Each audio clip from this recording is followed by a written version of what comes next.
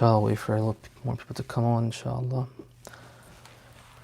أعوذ بالله من الشيطان الرجيم بسم الله الرحمن الرحيم الحمد لله رب العالمين وصلى الله على سيدنا نبينا محمد وآله الطاهرين اللهم صل على محمد وآل محمد السلام عليكم ورحمة الله وبركاته. I pray شهر رمضان مبارك inshallah.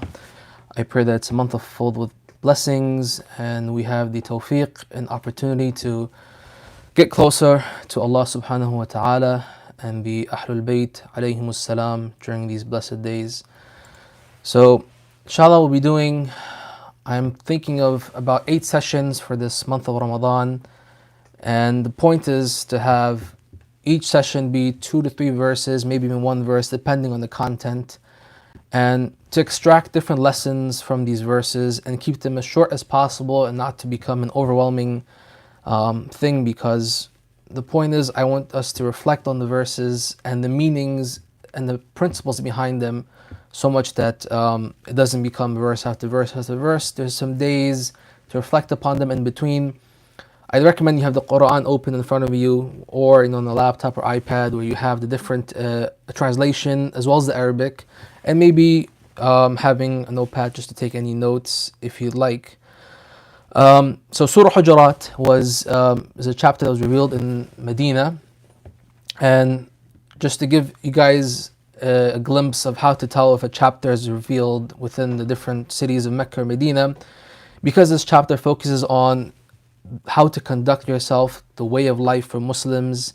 Typically chapters which talk about Tawheed or the oneness of God were revealed in Mecca, and you can tell, based off the style of Arabic within these chapters. For example, a chapter like Surah Al-Shams or Surah Takwir, وَالشَّمْسِ وَضُحَاهَا وَالْقَمَرِ إِذَا تَلَاهَا. The way that these chapters rhyme is a way for, because the Arabs were so versed in poetry, it was something different and unique to them. And usually these chapters, which typically rhyme or swear by God, and wal-asr, swearing Allah subhanahu wa ta'ala, swearing by the time or by the sun or by the night, or chapters which were revealed in Mecca, and those which really tell about the rules, fiqhi rules, or rules of how to conduct ourselves or live our lives, are typically chapters or verses which are revealed in Medina later in time, after the Muslims had faith. For example, the environment of Mecca typically was one which was polytheistic, and there was a need to mention Tawheed compared to the environment of Medina, where people were filled with faith and virtue and piety. However, these verses were there to tell them how to conduct themselves. Now, Surah Al-Hujurat, the reason why I love this chapter so much is because of the amount of akhlaqi lessons within this chapter. Khulq is a huge topic and huge thing in Islam, which you can never emphasize enough. There's a few narrations which I pulled out which really speak to how important having good nature and good khulq is within the religion of Islam. There's a hadith from Imam Sadiq alayhi salam: very goodness and good nature causes the homes to flourish and increase in lifespans. Another narration from the Prophet sallallahu alaihi wasallam: nothing will be heavier on the scale of deeds than good nature. And another hadith of Imam Ali alayhi salam: adorn yourself with good nature and Allah will ease your account. So in the essence, we know the importance of how important good akhlaq is, and this chapter gives a really good wholesome view of some of the topics which we may understand from an Islamic perspective but may not know where they came about, or sometimes we've heard the verse but not fully comprehended what the chapter is, what the verse may be about. So from verse 1 of Surah Hujurat: أعوذ بالله من الشيطان الرجيم بسم الله الرحمن الرحيم يا أيها الذين آمنوا لا تقدموا بين يدي الله ورسوله واتقوا الله إن الله سميع عليم. O you who have faith, do not venture ahead of Allah and His Apostle, and be wary of Allah. Indeed, Allah is all hearing and all knowing. So the way I look at this verse it creates a sense of a moral discipline or a compass to never prioritize anything over Allah subhanahu wa ta'ala and His Prophet, and by extension the Ahlul Bayt alayhimus salam. To not have doubts or uncertainty in relation to the orders of Allah or the Ahlul Bayt or the Prophet. And it's a kind of a compass that pulls you in the right direction as to how we should conduct ourselves from where we reside, from our own opinions, or how our wants or desires compared to what Allah wants for us and by extension His Prophet. It says, do not give preference to the word our own words compared to that of what Allah and His Prophet want from us.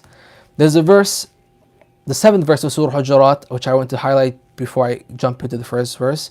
وَاعْلَمُوا أَنَّ فِيكُمْ رَسُولَ اللَّهِ لَوْ يُطِيعُكُمْ فِي كَثِيرٍ مِنَ الْأَمْرِ لَعَنِتُّمْ.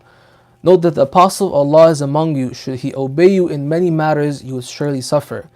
This to me, it's a very precise verse which tells us about that anything that the Prophet did came exactly from him and Allah subhanahu wa ta'ala. Because anything that we may want for ourselves or our own desires may not necessarily be which is best for us. This further affirms the concept of isma and infallibility and the quality which is present in the Prophet and the Imams. Because if they did follow the people, then they would fall prey to their wishes and desires. As society changes, typically what happens is, some people think, okay, we need to now modernize Islam or jump into these new interpretation.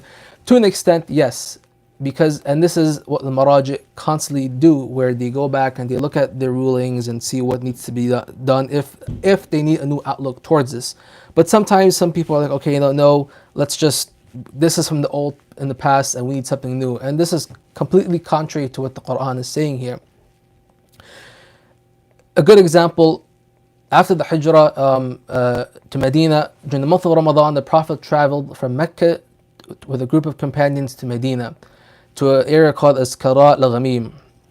And what ended up happening is the Prophet was fasting and he requested some water to break his fast between Dhuhr and Asr prayer. And what happened was he recommended others to do so as well, because this is what he was telling them. And some of them decided, okay, if we continue fasting, we'll be able to get more rewards, and as a result we'll be better. And the Prophet referred to them as sinners because they placed their own wishes and deeds above the commandment of the Prophet. Because the Prophet clearly told them, if we're traveling and you have the capacity and ability to break your fast, but unfortunately they didn't listen, and they placed their own wishes and desires above Allah subhanahu wa ta'ala. The meaning of Islam in the complete state of submission to Allah subhanahu wa ta'ala. There's a part in Nahj al-Balagha where Imam Ali alayhi salam says, Al-Islam huwa taslim. Al-Islam is simply complete submission to the laws and commandments of Allah subhanahu wa ta'ala, where it's completely submitting ourselves 100%. And of course, it's not easy to do this. The expectation is to completely submit to Him, but there's all kinds of struggles and striving that we have to do in order to reach Him. So, what about a middle ground? What often happens is, how about we will stick to some things that Islam wants from us, and the other things we don't feel as confident as doing, or maybe we'll put it off to another time. The verse is a verse which I remember from Surah An-Nisa, verse 150. إن الذين يكفرون بالله ورسله ويريدون أن يفرقوا بين الله ورسله ويقولون نؤمن ببعض ونكفر ببعض ويريدون أن يتخذوا بين ذلك سبيلا. Those who disbelieve in Allah and His Apostles and seek to separate Allah from His Apostles and say, we believe in some and disbelieve in some, and seek to take away in between. أولئك هم الكافرون حقا وَاعْتَدْنَا لِلْكَافِرِينَ عَذَابًا مُهِينًا. It is they who are truly faithless, and we have prepared for the faithless a humiliating punishment. There's another example when Iblis told Allah when he created Adam, if you excuse me from prostrating to Adam, then surely I will worship you such a worship that no one before has ever worshipped you. This is, it's ironic where, Iblis tells the Allah subhanahu wa ta'ala, I will give you something better, a worship that's better, like you've never seen. But at the same time, the very commandment that Allah asked of Iblis to prostrate to Adam, he did not want to do it because of his pride. So there is really no middle ground to this. The intention should be that, and I say this to myself first, that we put all of our efforts to completely submit to Allah subhanahu wa ta'ala as much as we can in this life. And as I said, this is a great month to the habits that we may have or the things that we can work on which may be contrary to the life that Allah wants from us, or the commandments from the Prophet, where we can rectify that for the better. Verse number 2 of Surah Hujuraat, and I've compiled verse number 2 into 5 into one subject. يا أيها الذين آمنوا لا ترفعوا أصواتكم فوق صوت النبي ولا تجهروا له بالقول كجهر بعضكم لبعض أن تحبط أعمالكم وأنتم لا تشعرون. O you who have faith, do not raise your voices above the voice of the Prophet, and do not speak aloud to him as you shout to one another, lest your works should fail without you being aware. إن الذين يغضون أصواتهم عند رسول الله أولئك الذين امتحن الله قلوبهم للتقوى لهم مغفرة وأجر عظيم. Indeed, those who lower their voices in the presence of the Apostle of Allah, they are the ones whose hearts Allah has tested for God-wariness. For them will be forgiveness and a great reward. إن الذين ينادونك من وراء الحجرات الأكثرهم لا يعقلون. Indeed, those who call you from behind the apartments, most of them do not apply reason. ولو أنهم صبروا حتى تخرج إليهم لكان خيرا لهم والله غفور رحيم. Had they been patient until you came out for them, it would have been better for them, and Allah is all forgiving and merciful. One of the most important fundamentals of akhlaq is the method and approach in which we speak to one another and how we interact. We have many hadith that highlight the impeccable character and verses of Prophet Muhammad sallallahu alaihi wasallam. Anyone and everyone had access to him. The way he conducted himself in around the bazaar to the masjid. Everyone had access to him as if he was an ordinary man. The Prophet said, "I have only been sent to perfect good moral character." So we understand why how much, and I cannot emphasize this enough, the importance of akhlaq. Regarding these verses as to why they're revealed, the 9th year of Hijrah, known as Wufud, the year of delegation, various groups and tribes around the suburbs of Medina came to visit the Prophet and to pay allegiance and to accept Islam. And what they would do, they would stand behind his door or in areas not suitable, and they'd call out, "Oh Muhammad, come out of your house," as if, yes, at the same time the Prophet made himself available and accessible to other people around him. But at the same time, there's a kind of etiquette and a way in which we should approach the Prophet. Same goes, if we enter Masjid Nabawi, there's a way you enter and the intentions you set for yourself that you're now visiting the Prophet's mosque and you're visiting his grave area. The same thing would apply. So it's not just something that happens both from that time as well as now, as well as the way in which we may refer to the Prophet or speak of him. They would disturb the Prophet, and it was a disrespectful gesture. And even other companions saw this and they're like, okay, well, if they're doing it, then we might as well we should call the Prophet in the same manner, and didn't observe this proper etiquette. And these verses were revealed. Another example, a group from Bani Tamim tribe came to Medina to see the Prophet, and they began to have arguments, and they were yelling and shouting in the presence of the Prophet.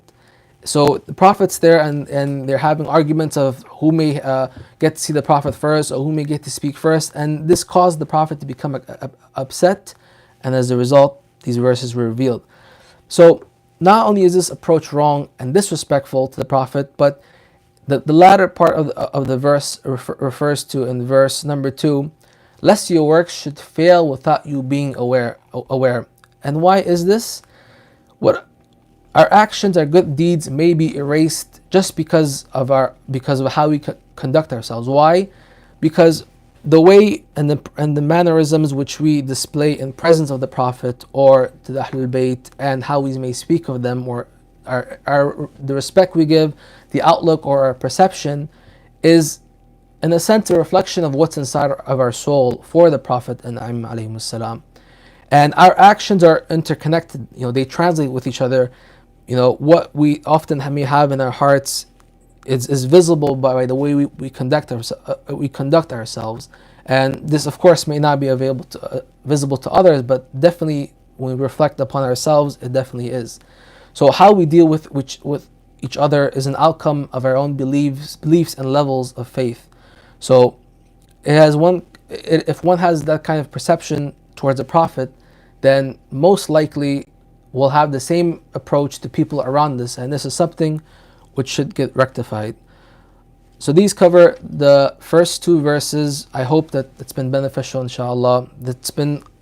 I'll try to stick them to make them as short as possible, and include different types of verses which I can apply, both from the principles within the verses in Surah Hujuraat, as well as narrations from the Prophet and Ahlul Bayt alayhimus salam.